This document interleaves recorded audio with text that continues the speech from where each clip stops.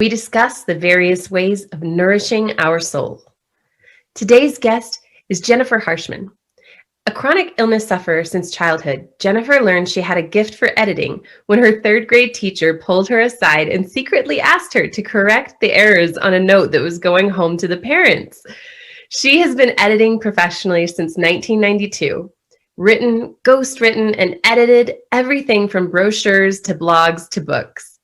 She is booked as far as 10 months out. She's edited more than 200 books and tens of thousands of smaller documents. Two of her recent editing credits include the 2020 edition of 48 Days to the Work You Love, and a book that was the #1 business book on Amazon, The Bezos Letters. Jennifer built and leads a team of women who cope with disabilities in themselves or their children. And she also teaches women how to start and run their own editing business, despite the obstacles they face. When Jennifer's not serving clients, she can be found playing her flute or rescuing more animals. Jennifer, it's such an honor to have you on the show today. It's an honor to be here. Thank you for having me. So, a little background for the audience is I worked with several publishers before, and I ended up leaving all of them. And a friend of mine introduced me to Jennifer, and she said, you have to work with her. If you're publishing a book, she is the person to work with. And it has been such a fantastic experience that I have had to bring her on the show. And she's a woman of faith, and I'm like, we can talk about our faith. We could talk about how great your publishing services are. And I can't wait to have you on. So Jennifer, tell us a little bit about, we heard a little bit about your history, but how did you get here to really serving people in a way that is serving their needs, not just the needs of your business? And you can really feel that difference when you're working with your company. So tell us how you got here. Well, several of my friends were authors, and they would make comments to me and call me, send me emails, and they would often be in tears. They would be frustrated with the publisher that they had worked with, and they'd gone to the traditional publishing route, and they would have these stories of how their book was taken and turned into something that they did not recognize, did not like, did not feel like they resonated with anymore. And they would often say, it's not even my story anymore. Yeah. And some of them decided they would never write again. And it broke my heart. Yeah. Because writers write, they have a gift, and they have stories inside them, and they have things that they need to bring out into the world. And if you have a story to tell and you don't tell it, that's akin to, in scripture, it says it's like hiding your light under a basket. So we don't want to do that. We want to make it so that it's easy for people to, or easier for people to bring their stories out and bring their knowledge out and share it. So I kept saying, man, if I ever edit books, now I had been editing lots of other things, but I said, if I ever edit books, I'm not going to be that kind of editor. I'm going to keep it their voice. I'm going to keep it their story. I'm going to give them the choice. Now, what I'll do is I will present the information and say, this is what Chicago Manual of Style says to do, or this is what the dictionary says the definition of this word is, and this is what I recommend. But in the end, it's your book, it's your call. You have to live with what's inside it. Yeah. You have to live with that. So I want them to be happy and be comfortable with it. So that's the approach that I've always taken. Just the golden rule, really. If I were that author, would I want that comment being made to me about my work, or would that cut me like a knife? It's really all about that. You do have to make some corrections, and you have to give advice, and you have to steer the authors. And sometimes that's not comfortable, but we try to be as respectful as possible and try to put ourselves in their shoes. And I think as an author that, unfortunately, I found you after I had already edited and gone through that process. So I didn't get to go through that part with you, but maybe on the next one. And so, but as an author, I think you have to know, you're going to go through a lot of drafts. You're going to, by the time you get this to the editor in the first place, hopefully you've gone through a lot of drafts, but maybe some people haven't, right? And so the editor is going to, I know when I was going through the editing process, there was just stuff that was a little bit wordy, or I was like kind of over explaining it to be like exactly what happened, where my editor, like, she's like, you just need to say the gist of what happened, and she shortened it up to make it, easier to read, rather than I remember there's this one part where I moved to Houston on a prayer, essentially, and I was explaining, that this is how I met the person and this is what happened, and she just like made it, like, this is what happened, really clear.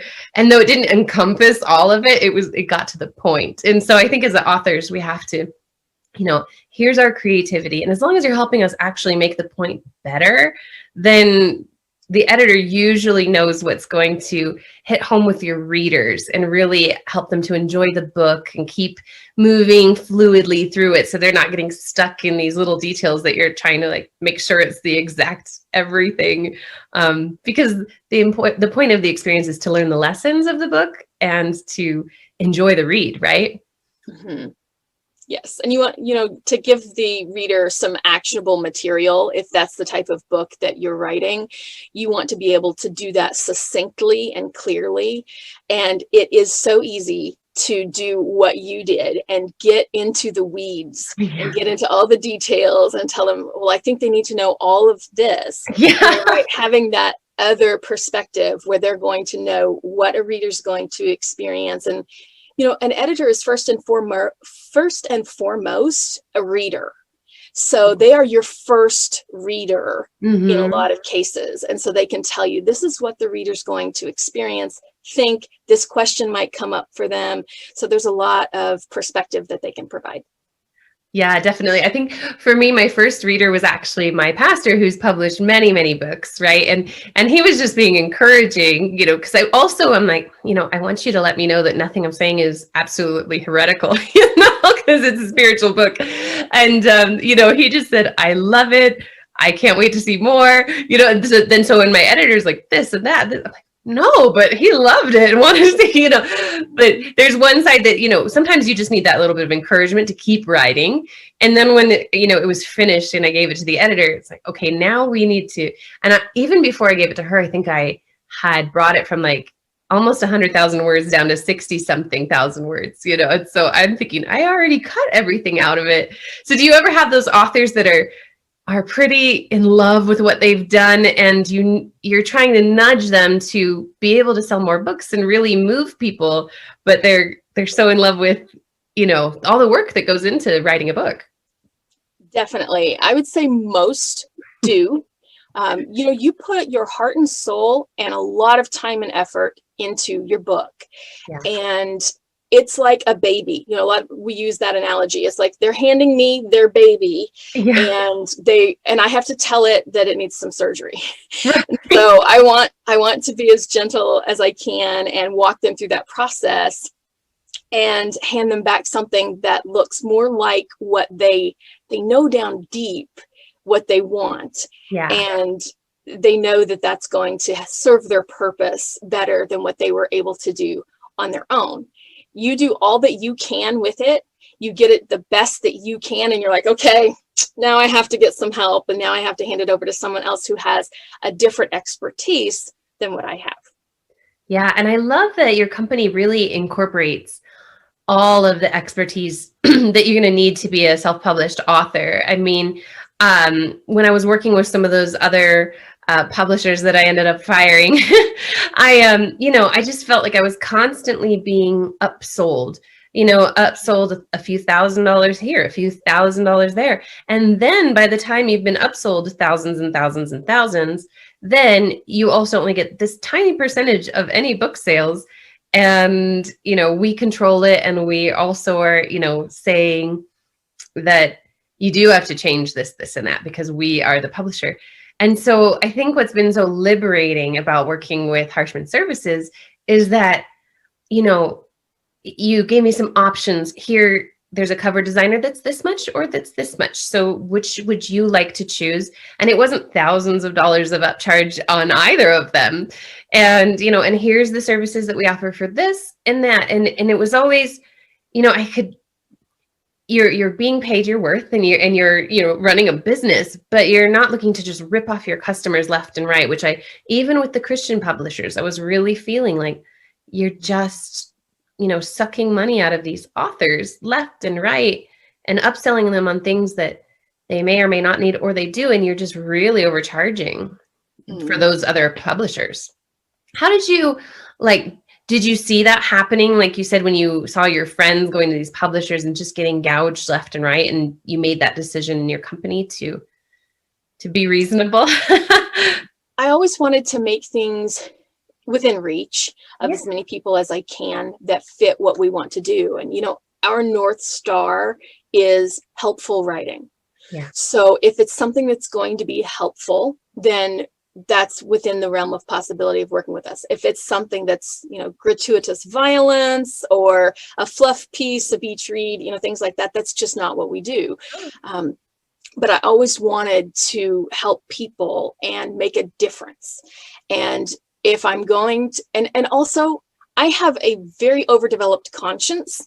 So if I feel like, if I feel like I've done anything wrong, or I've shortchanged someone, or, there was one time I got an extra dollar back with, in the days of cash, got an extra dollar back at the grocery store, and I was walking out and noticed as I was and I'm like, oh, no, you gave me too much. Like, it would bother me if I didn't make it right. So it's kind of a selfish thing. Like, I have to sleep at night. I have to look myself in the mirror.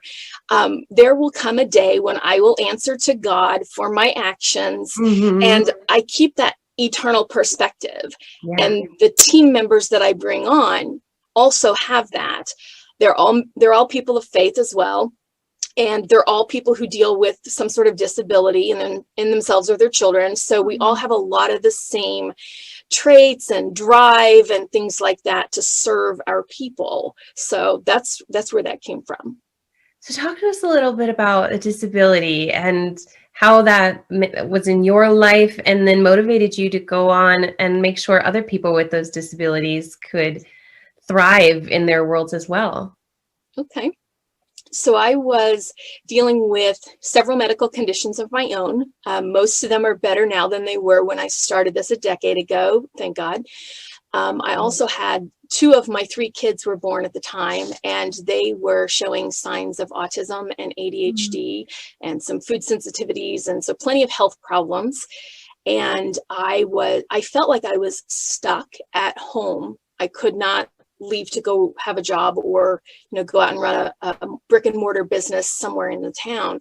I felt like I had to be at home with my kids. So I kept praying and racking my brain and looking at everything I could find online. And I found all of the work at home scams and all of that junk that, is out there.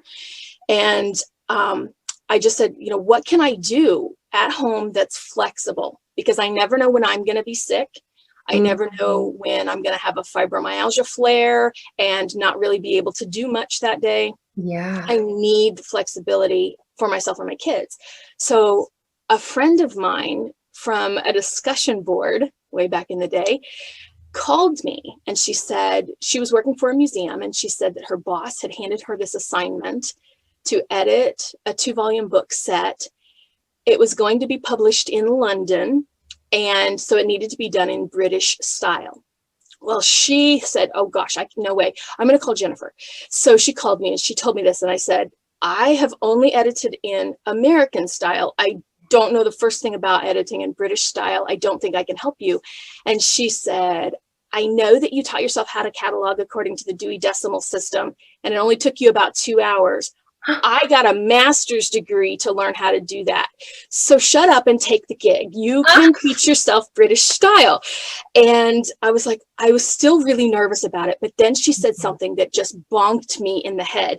She said, haven't you been praying for something that you can do at home that's flexible and deal with your kids? Yeah. And it was just like, oh my goodness.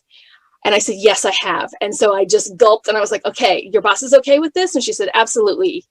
You can email him and ask whatever you want to make sure, because she knew how I am with my conscience, right? She's like, I want to be on the up and up. And so she's like, you can email him and ask, call the museum, ask for him, whatever you want to do. And so I did. And he said, absolutely. She has authority to subcontract that out to you.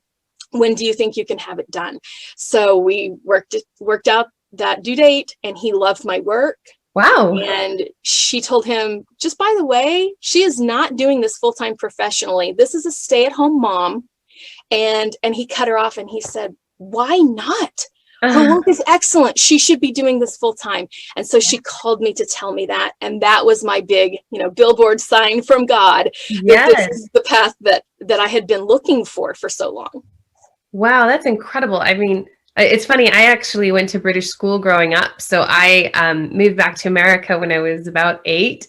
And I had to learn to go to the American style. And it was such a challenge. So I can't imagine learning that, to do a professional project while you're doing the project, learning it. And so, it was funny. I remember, I would spell color with a U and all these kind of things. And I get it marked wrong on my tests in America. And later on, as I became an adult, I thought I should have been like, you need to learn English, like you're speaking American. But, eventually it's funny. I still do. And like, if I'm journaling or something, I'll spell armor with a U and like different things.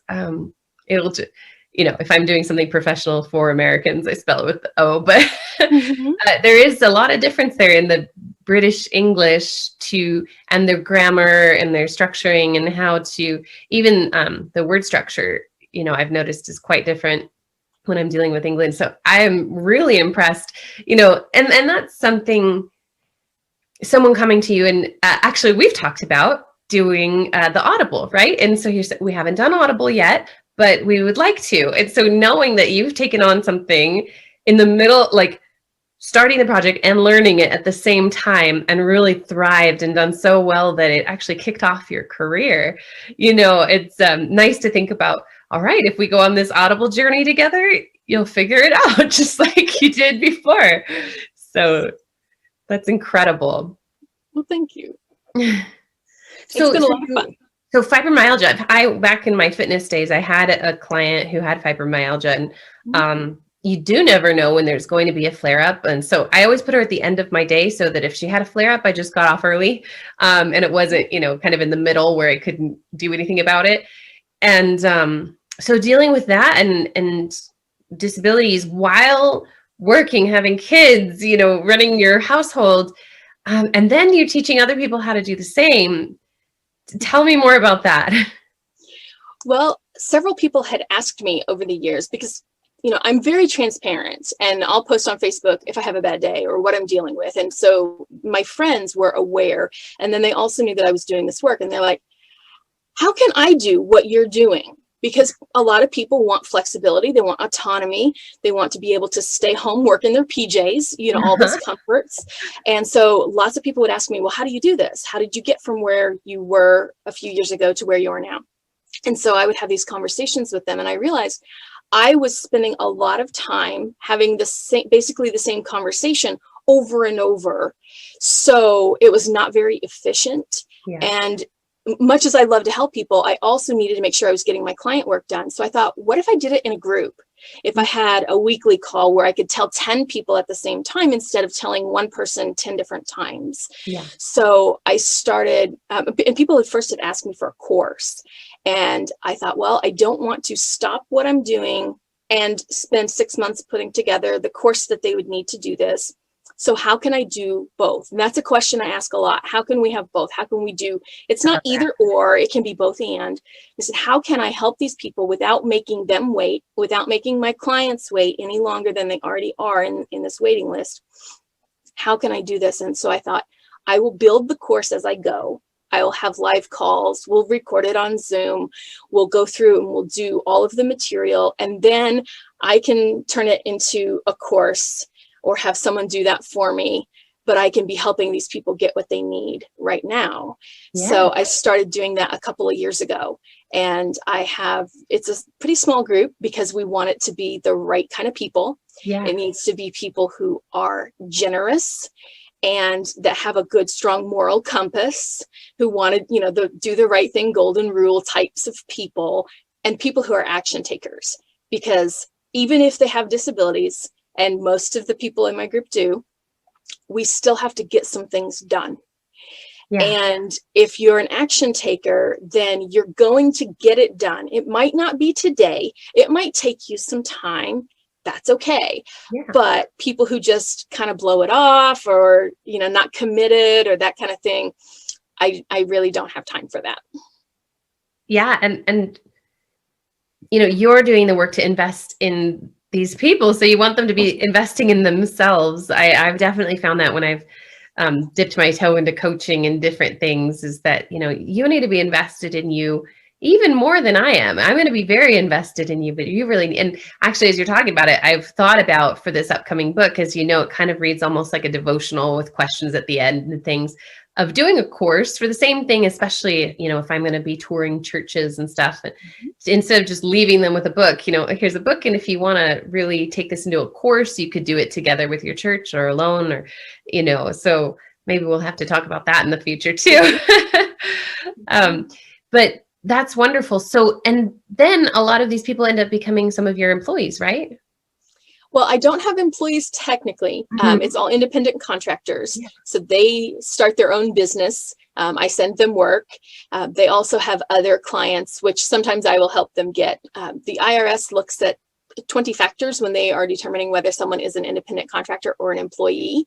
Oh. And one of those factors is how many clients do they have? If they just have me, that Oh. leans toward the employee side of the list. But if they have more than one client, then that leans toward the independent contractor side.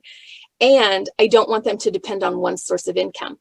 Absolutely. I want them to have many different people. So if they lose one client, it's not like being fired from their job. They have other options. Absolutely. Absolutely. So talk about animals. You have adopted tons? I have done a little bit of rehabbing. We've done some wild animal rescues. In some places where we've lived, you have to turn them over to animal control and they will send them on to an official, you know, animal rescue. But in some places they don't have that. So here where we are, we would have to turn them over. We haven't had anything recently except for a pair of guinea pigs that we have picked up, and we have puppies and 2 adult dogs right now. Oh my goodness, that's a full house with the 3 kids and the 2 of you. It is. My dog had puppies when I was married years and years ago. It was 9 puppies, and we had a 2-bedroom condo at the time. And it was so fun, but so much work. So I can't imagine puppies and guinea pigs. Well, you have 3. You had 3 times the puppies we have. We just have 3. Yeah, it sounds like it was a packed house. So they were like these little palm-sized polar bears, and then, you know, they grow and they get their spots in their eyes. I love when they're like blind and deaf and they're walking into the baseboards. You know, it's like so cute. So was it your dogs that had puppies? Mm-hmm. What kind? They're mixed. So lab, and we're not really sure. Well, there you go. So you got a bunch of weird, you know, it's funny when people, I've been around a lot of Greek people lately, and, you know, Greek people are usually like 100% Greek, and they ask you, you know, what are you? And I'm like, I'm a Euro mutt, you know, like Spanish and German and French, and, you know, Irish and Scottish. They're like, no, but what are you? That's not what I am. It's a whole bunch of things. And so you have the Euro mutts of dogs. Yes. So it fits perfectly with my family too, because I am the same. Like, I'm multiracial or multi-ethnicity, that kind of thing. So I'm definitely a mutt as well. Yeah. You know, I feel like most of America nowadays, a lot of us are, and, you know, I think that's where we become a lot more beautifully accepting of other people, because we're a big mix of it all. So we can love everybody. And that, you know, that's one thing. I grew up in that international school in Brunei until I was 8. And I'm like, you know, everyone was from a different culture, a different race, a different, you know, ethnicities and religions. And it was all so celebrated, you know. And I came back to America, and, you know, you had to be this thing, wear these kind of clothes, think these kind of thoughts, listen to that kind of music. And it was so foreign to me that was the biggest culture shock, was moving to America than any country I've ever moved to. And so I love that diversity that we have as Americans. And I think we can lean into that even more as a culture. Mm-hmm. I want to talk about your faith background. You know, you talk about your conscience and your faith in God. Was that something you've had since you were a little kid? Did it develop as you grew older, or? I was raised in church. went through a lot of abuse as a child. Mm. And so around age 12, from 12 to 14, I had what some people call the dark night of the soul, Yeah. losing faith. And At 15? From 12 to 14. 12 to 14. Wow, that's pretty young for doing that. Probably because of all that you'd been through. And I had actually, when I was 12, I attempted suicide 3 times. And my doctor had told me on the 3rd time, he was very angry with me. And he was telling me, he goes, medically, there's no way you can be alive after what you did. So, and I don't usually talk to my patients about faith or anything like that. He goes, I keep that to myself. He goes, but he goes, somebody wants you here. So I suggest you get your head out of your butt and find out what the reason is. Wow. And so that was my big wake up call there. But I told him, I said, you don't know, like I've been praying to God to stop this stuff for a really long time. And he just won't. So I'm really mad. And I don't care, that committing suicide would hurt myself spiritually, that might send me to hell. I don't care that it would hurt my family because of what had been going on. And you're going through so much pain right now. It doesn't seem like anything could be worse. Right. So, but when he said that, and then he would hear none of my argument, and he's like, no, he goes, get out of my office. And he had always been so nice. He was the family doctor, he's great bedside manner. I was shocked. Yeah. I was shocked when he did that, but it was what I needed. And so I started looking for my purpose. Why did God put me here? Why would he let me go through this stuff? There has to be a reason. If Doc Griffin said this, he's probably right. He's been right about everything else. So, and I found that starting with my younger siblings, but then also just in helping people in general and making a difference. And Reina, there's so many times that I have been able to spot abuse in kids I've worked with in daycare centers, schools, different things like that. If I hadn't been there, I wouldn't have known what to see. Yeah. It would have just gone right by me like it went by other people. And so I know there's a purpose in it. And I know that all things can be worked together for good. All things work together for good for those who love God and are called according to his purpose. So I've been able to find that, and I've been able to make good come out of that. So I would not change a thing about my past. I would go through it all again if I had to, because of the people that have been able to be helped by it. Amen. Yeah. And I think our network was taken down off of YouTube, but if the people who are watching on Roku and Amazon can see it. We had some episodes back when the pandemic started with Child Help, the organization for child abuse in the United States.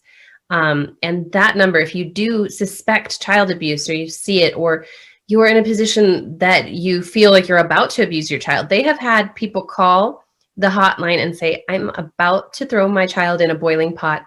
Stop me. And some kids I've worked with in orphanages overseas have had those kind of things happen to them. So if you suspect, or you see, or you're feeling inclined to child abuse, please call 1-800-4-4-A-CHILD, and they will walk you through whatever steps that is, whether that's to not harm your own child, or if you see someone else harming theirs, they will deploy the the proper people necessary to go extract the child from the situation if necessary. And that's 1-800-4-A-CHILD. So little plug there for Child Help, but it's definitely, I'm sure that you wished maybe that someone could have called that number for you, right? And the organization has actually been around since, I think, the 60s, or it's been around for 60 years. So that would be the same. 60s and 60 years is about the same. But, without the awareness, because it's such a private organization, because kids obviously have to be protected, they don't have the kind of publicity that other organizations have. And if we don't know that number to call, kids just get, and I think it's 5 kids die every day due to child abuse in the US. Wow. Yeah. So that's really powerful that you went through that, and now you're able to spot it and to help others that are struggling in various ways. Yeah, we're here to make a difference. God put us Absolutely. here to do work, to accomplish things, and to be in relationships. A relationship with Him, relationship with each other, good relationships with our own souls. Mm-hmm. All of that, that's really important. So speaking of relationships, that's actually, well, we were talking a little bit before the show that was some of the advice given to me. I had on the on the back of this new book, it's like stop living spiritually drained. But instead, we decided to go more positive. And the book is really about those connections, connection with God, connection with self, connection with others. And so we put on the back cover, would you like to connect more deeply with, I don't know exactly how we worded it, but connect more deeply with God, self, and those around you. And so that's been great advice. And it's been so easy to work with your group and the contractors that you've sent me for the cover and various pieces. And to, make those little micro changes where, again, with the big publishers, even the Christian ones, and oh, well, that will cost you another $1,000, to make a micro change. And so it's been so great to work with you. And then to get this great advice on the way through. I know that with a lot of authors, you really do, again, because I had worked with several publishers and chosen you later, but tell us a little more about the process when someone's pretty new, and they need a little more hand-holding to get this book going. Maybe, do you have sometimes they come and just the book's on their heart, they haven't even written it yet? Yes. Yes. How does that work? That works really well, because if you think of building a house, when you're writing a book, you're building something. Yeah. And so if you think of building a house, if you wait to work with another professional, so an editor of some type, if you wait to work with them until it's built, it's a little bit like going to an architect after you've built your own home and saying, what can we do? Well, they can help you, but sometimes they're going to have to tear out large portions. They may, there's a lot more to it then. But if you go to the architect at the very beginning and say, I have this wonderful concept, or I know I want to build a house, but I don't even know what I want yet, then they can work with you to get that concept and develop it. And you can just go through the whole process together, and you can build what you want more efficiently and effectively. But I will meet people anywhere they are along the path. So sometimes people will come to me at the very beginning and say, hey, Jennifer, I really want to write a book. I'm a coach and I know I need to have a book, but I don't know how to go about it. Or they'll come to me and say, okay, I wrote this first draft and I have this like stack of notes, basically lots of disorganized thoughts, and I need you to help me turn it into a book. Other people have a great structure. They did a wonderful outline and they have all of their material that they need and they have it in the right places. And it's fabulous as far as all that goes. And their spelling and grammar and syntax and things like that are a hot mess. And so they'll come to me at that point and we'll take them by the hand and walk them through the rest of the process. So we can help anybody anywhere along the way.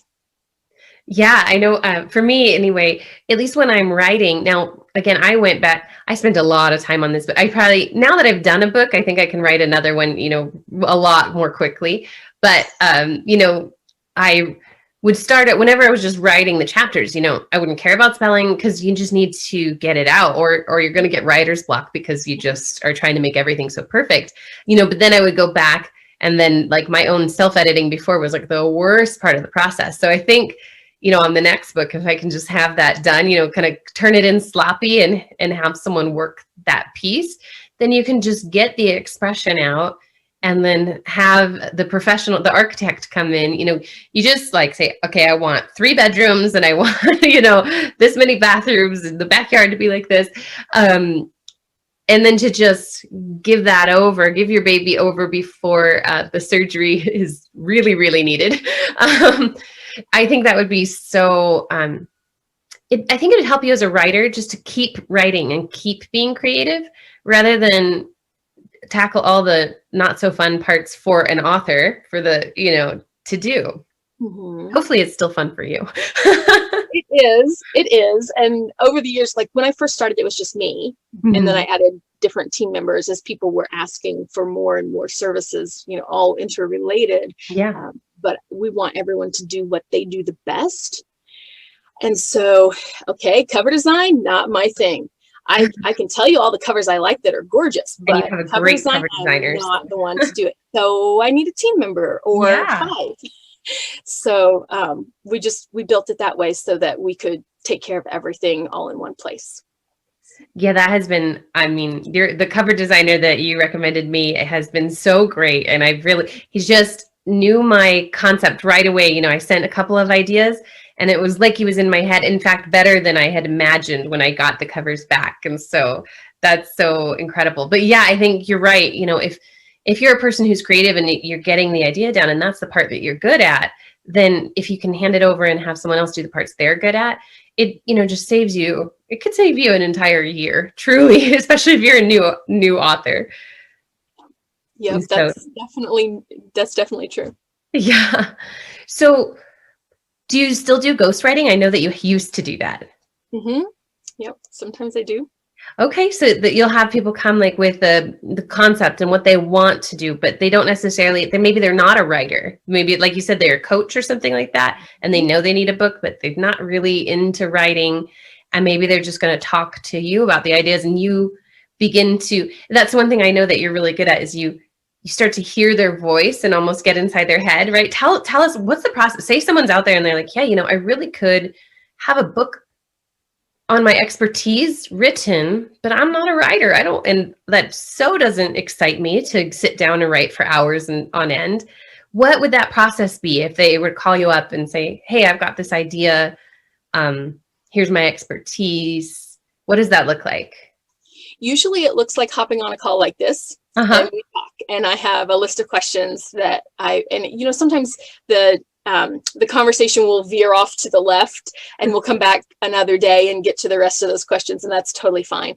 But the idea is for me to get to know them, and I record the calls so I can go back and listen for words that they use repeatedly, different phraseology that they use, so that I can mimic their voice and pattern it after the way that they talk, the way that they would communicate.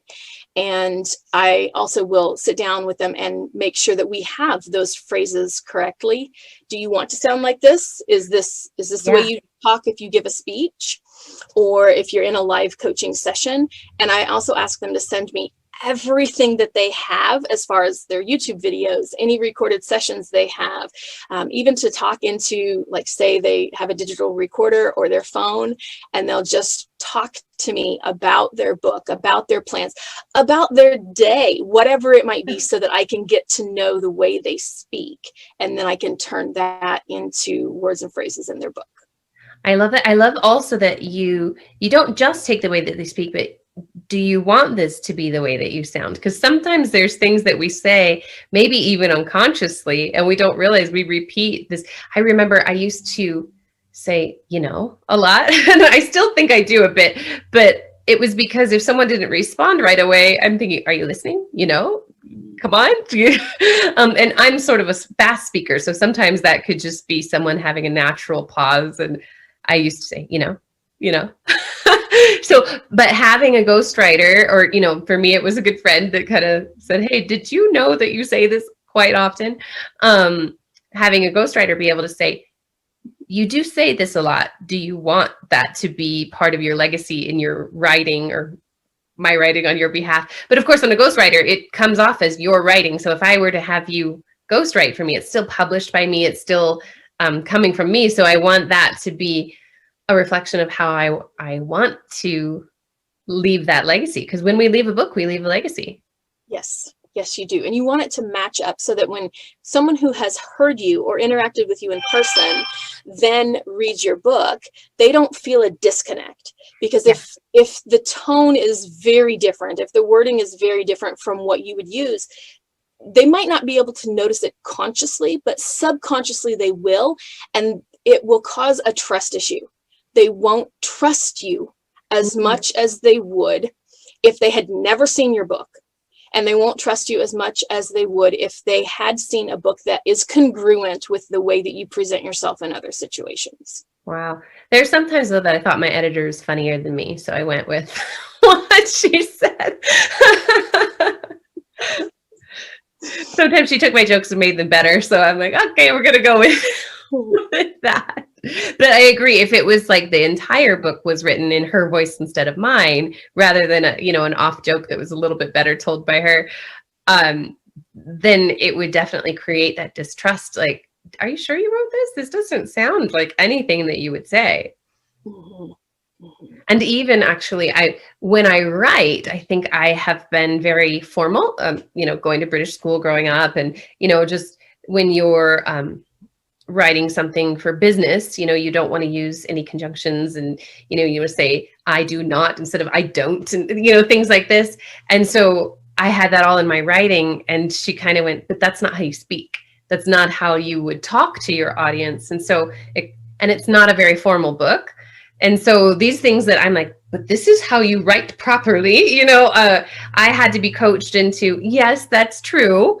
But it's not a scholarly book that you're, publishing. If you were publishing something scholarly, then we would keep that very formal writing style. So my writing style was actually pretty different than the way I spoke, and that had to be altered a little bit for my audience. And, especially if I go out to churches and things. Do you guys do anything like, after the book is launched, helping people? So do you guys also do, like, after someone's published their book, things with helping them advertise or go on a tour, or the courses or anything like that, kind of that follow-up after the book has, I know you have some bestsellers, so is that something that you offer as well? We do some referrals out to people who do book marketing. And then we also do help with courses and with if they want to start a blog or maintain a blog, whether it's in direct connection with their book or not. Sometimes people will have they'll branch out a little bit, but we'll help them with the content management of, sometimes we write the blog posts, sometimes they write them and we clean them up.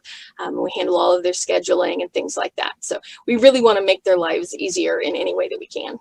Right. Because, I think a lot of people, I do handle my own right now, but I think if I were making a little more money on the publishing, but, once that one gets out, I'll be able to afford that.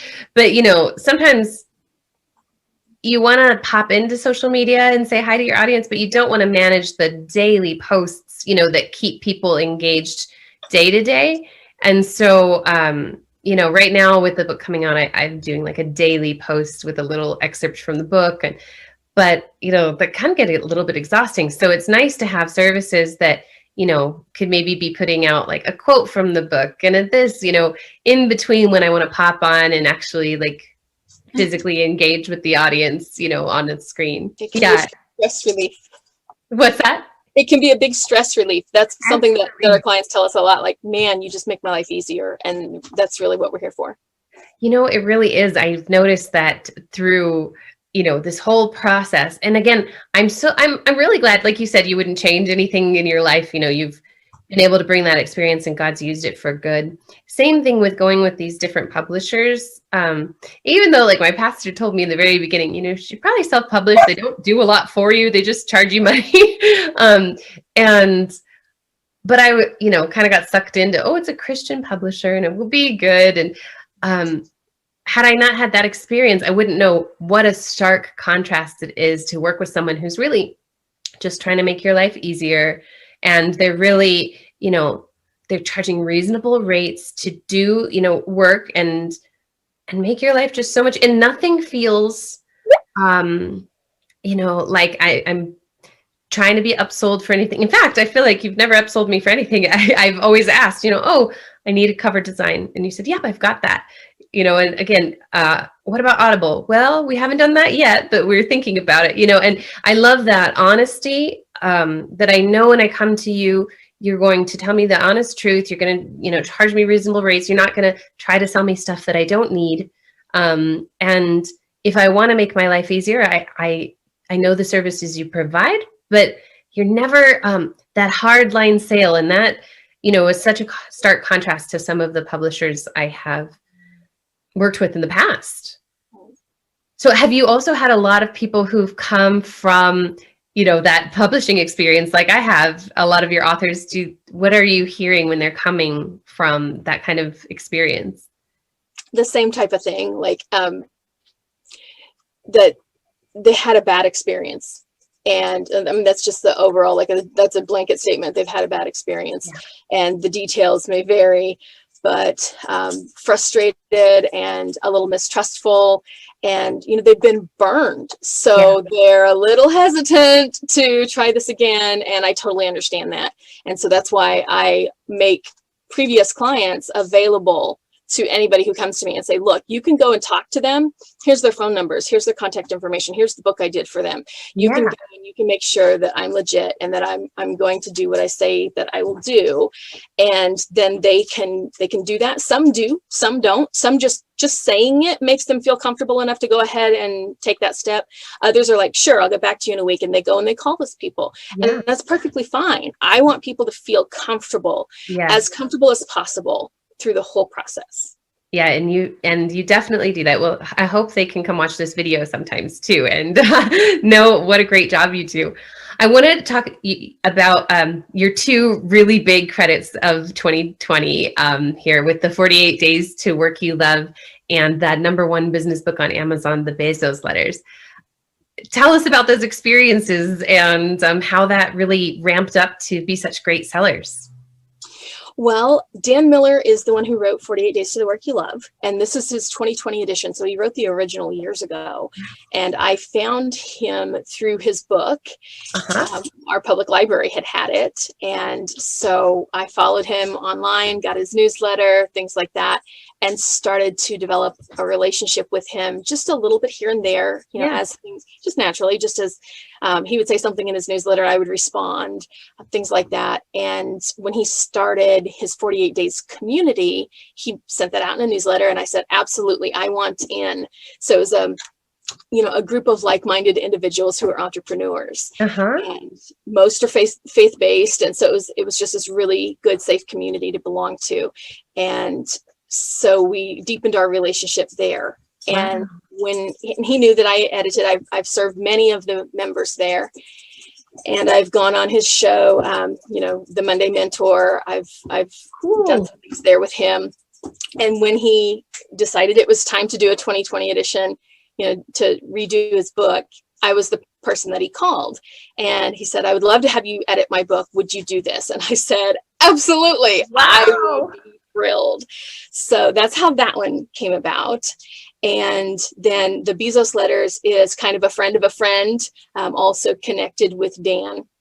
And that was a really fun one to do. And they did all sorts of cool swag to go with it. Cool. So there's stickers. I'm not sure where I put I had a sticker that has the Bezos Letters and the Amazon logo. There were stickers, there were bookmarks. He had this really neat infographic that has the 14 different principles that Amazon is based upon, and all of that came with it that they sent me when they sent me the signed copy for editing the book. Very cool. Oh, I'm gonna have to maybe talk to you about what kind of swag, because it sounds like that, really gets that engagement with the book, when people are excited, they've got the sticker, they got, different pieces. And I've got some credits on Vistaprint. Maybe I'll have to send some swag out to people. I love that. Well, that's so exciting. And I love that, as a community, as you've been doing this longer and longer, that people are just referring you and they're saying, you may be a very established author that's used, it's not like only new authors are coming to you. It's these very established authors that have been through the process and say, actually, there's a better way to do this. And there's a more personal way that I can really connect with my editors, connect with my, publishing this book. And they're coming to you, it's very established authors too. And so you're really serving such a wide community, from I'm a coach and I need a book and I don't know what to do, to I've written books for many years and I think you're great. And I know that you do a great job. So please edit my book for me. This is just incredible. And it was all built on word of mouth and referral. Like in 10 years, I've never run an ad. Wow. It's all been just organically built, and I didn't set out to do it that way. When I first started, I thought, when I can afford to run some ads, I will. Yeah. But I never needed to because each person that I served went and told all their friends. And then when those people got around to writing their books or starting a blog, then they would come to me. So I have All of my stuff has come from referrals and word of mouth. Yeah, well, I'm telling all of my friends right now, you need to work with Jennifer. She's so amazing. She makes the process easy. She makes the process reasonable. She doesn't try to do what a lot of these publishers do and just nickel and dime you every second. She lets you know what's available so that you have your choices and never pressures you, and does a phenomenal job. And even though I didn't do editing, you still went in and made a few edits on my book, and I really appreciate it. Because, I've been told you can go through 3 editors and there's still always going to be something, in a book. Nobody's perfect. And so I love that you've gone through, and everything comes back to me. It's all, okay, we formatted it. Is this the way that you like it? Does that suit what you want to come across for what you're doing? And it's just been such a phenomenal process. If you had to leave the viewers with one thing, if they're contemplating writing a book, if they have one that's half done or all the way done, or maybe want to republish, sometimes you want to put out a second edition and publish it yourself so you can get all the proceeds. What would your recommendation be to get started? Oh, goodness. I would say contact me. I like to do discovery calls and find out what people need. And my number one goal is to help people get what they need, even if it's not me. Yes. So if I look at something and say, you know what, this is not the type of project I will take on, but I know someone who's great with this type of thing. I have a pretty strong referral network because I've been doing this for a good decade. So I would say that would be the first step. Just, you can email me if that's something. So Jennifer@harshmanservices.com. And just tell me about your project and what you do and where you are and what you're excited about.